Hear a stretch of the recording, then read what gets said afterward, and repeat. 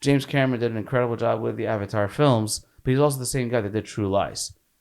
Right. Okay? Yep. And this is a pre-9/11 movie where he made Muslims and Arabs look bad. I'm just saying.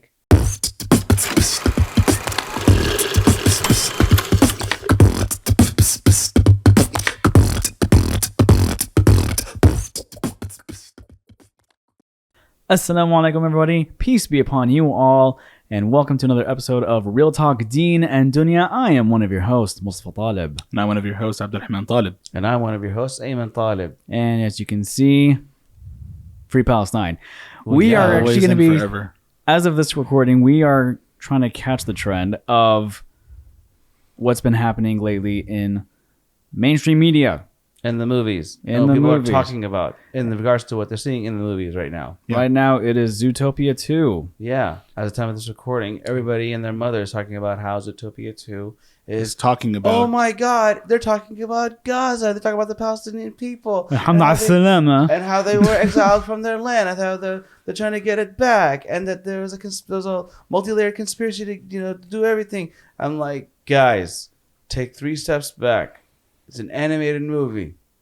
They did not write this script with the genocide. That's what we saw the last 2 years in mind.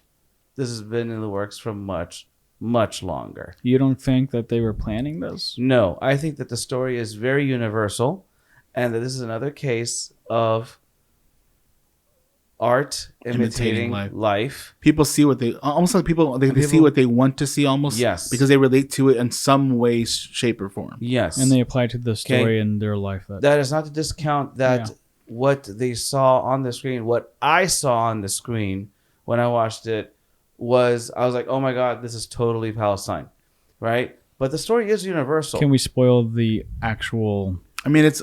the story is there in that the snakes have been exiled from their homeland, and that one survivor snake is trying to is sneaking back in to get the true story of how him and his kind, his people, the animals, the species have the rightful claim to the land, but they were driven out from their homes. Of all creatures, snakes. Well, yeah. And they were driven out by the cats. Vultures. No, snakes.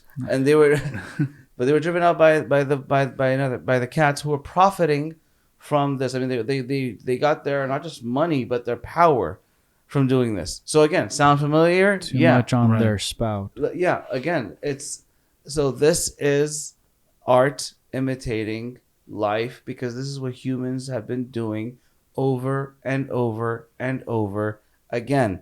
Another case in point, earlier this year, I was about to say Superman. Right? Yeah. And everybody and their mother was up in arms, like, "Oh my God, this is exactly what's going on. They're talking about this. Yeah. This is the powerful U.S.-backed invader nation of Boravia, right? Boravia. Well, because they're brave. Sure. No, they're not. I'm just... Okay. But they're trying to invade the smaller, indigenous, struggling nation of Jarhanpur, right? They're the locals, and they are resistance fighters. And everybody saw that. They're like, oh. And everybody was on the team. These guys are freedom fighters. They're like, yeah, we're on that guy's. We're on that group's side. 100%. Sorry. Something wrong with your... No. Do you need a tissue? No. Okay, cool. So, like, people... So when people see it in art, it's like, no problem. But when they see it on the news... Listen, it's complicated. No, it's not complicated. It's much simpler than that. The news filters it for the audience to send the message that they want to send. So let's simplify it. There are 2 sides. There is the oppressor and the oppressed. There is the occupier and the occupied. That's it. Don't it's like uncomplicated, right? As Kirk Lazarus says it in Tropic Thunder. Yeah. So, right? But we see these stories happening over and over and again. And, we saw it in Braveheart. Yeah. Right? I mean... Same premise. I mean, look, you take away the Scottish kilts and the bagpipes and you replace it with the kufiyya and the table, and I don't know, another, and Abayas. and you got it. And all that. Yeah, that's the same thing. You got it. It's the same thing. When I watched Avatar, right? Yeah. When I watched Avatar, James Cameron, blue people, not the Airbender. Not stuff. Airbender. correct. Okay. There was the speech that that Jake Sully, after being, he was, him going through the whole Avatar process, and so he is still a human, and he's still a human, but he's using their technology to be within the Navi people or the Navi people, and now the mask comes off, and he sees that, oh my God, this entire endeavor has been about taking over the native people's land to exploit them of their resources, and now they want to take over the land. They want to kill them. They want to drive them out. They want to do ethnic cleansing, right? Again, a term that only should be used by the occupier, not by people who side with the occupied. So what did he say in the speech? I'm watching the entire movie. I'm like, oh my God, this is not just the story of Palestine. This is the story of Iraq. This is the story of Afghanistan. This is the story of the story of Vietnam. This is the story of every single oppressed people that were being colonized and invaded by the empire. Yeah. Full stop. Like Right? in Star Wars. Yeah. Yep. It's So- called the Empire. Yeah. We're crying out loud. So It's called I mean, literally called the listen to Empire. his speech. Listen to his speech. So the Sky People have sent us a message that they can take whatever they want, that no one can stop them. Well, we will send them a message. You ride out as fast as the wind can carry you. You tell the other clans to come. Tell them Torok Makto calls to them. You fly now with me, my brothers, sisters, and we will show the Sky People that they cannot take whatever they want, and that this is our land. Oof. I mean, hello. They may take our lives, but they'll never take our freedom. But I mean, I think it's more powerful with Avatar because in his journey, right, to be accepted, he was exiled, and then he gained ranks by capturing the larger beast, the Toromakto beast, So, I mean, and then he started- gained their trust again. Right. He started out as a As sky an infiltrator, person, as a sky person. Right. Right. They knew he was okay. fake. They knew he was fake. But what happened? He truly did embrace their way, and he became one of them to the point where he was fighting with them. And then by the end of the movie, he was fighting as a leader among them. He was the one making this rallying call. Right. Yeah.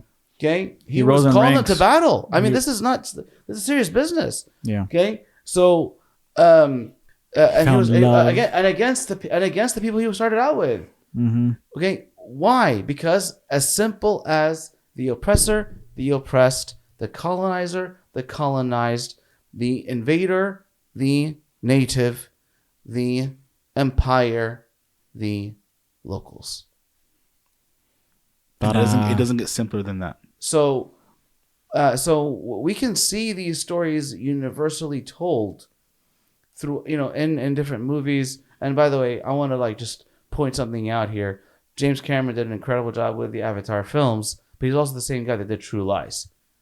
Right. Okay. Yep. And this is a pre-9/11 movie where he made Muslims and Arabs look bad. I'm just saying. Okay? Jerk.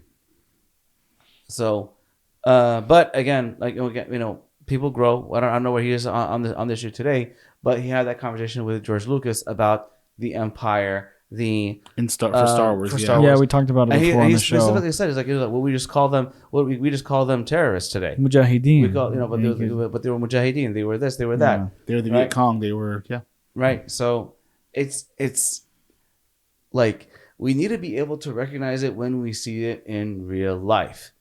Because when we see it in movies, we see it in TV shows, we hear it in our music, this is all expressions of art. And art, a lot of times, does imitate life. And a big part of the pro-Palestinian movement, by the way, is art. Yeah.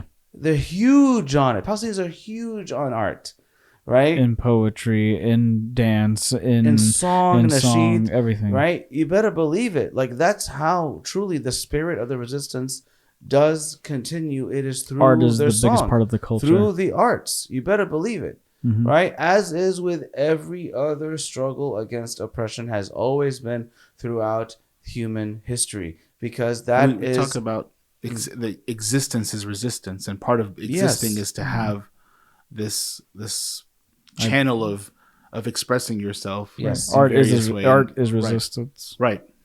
Yeah. So with Zootopia 2, I don't think it was made with Palestine in mind specifically because, Disney is not is known that they're not they are anti, what's the word I'm looking for here? They're They're on the BDS. there's that, right? They're on the BDS list. They're pro they're anti, God help me, I don't know how to say this. Like they're BDS. Let's leave it at that. Yeah, Okay. they're on the BDS list. But that being said, they're also the story that's being told is totally easily for the masses, for the American public, and other people in other parts of the Western world, and not to mention the rest of the world. When they see a movie like Zootopia 2, they're like, "Oh my God, they're talking about Palestine." Mm-hmm. It's like, well, yeah, it's the same story over and over again.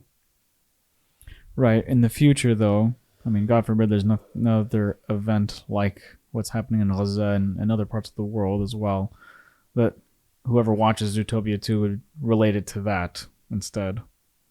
Right. And it's because, I think there's unfortunately there's always going to be an oppressor, and there's always going to be those who are oppressed. There's always going to be some an invading force versus the natives. There's always going to be an empire versus the natives, and so on. So and it's all about exploiting resources, and it's all about capitalism. It's all about the money. Follow the money trail. Right. When you follow the money, you find your answers.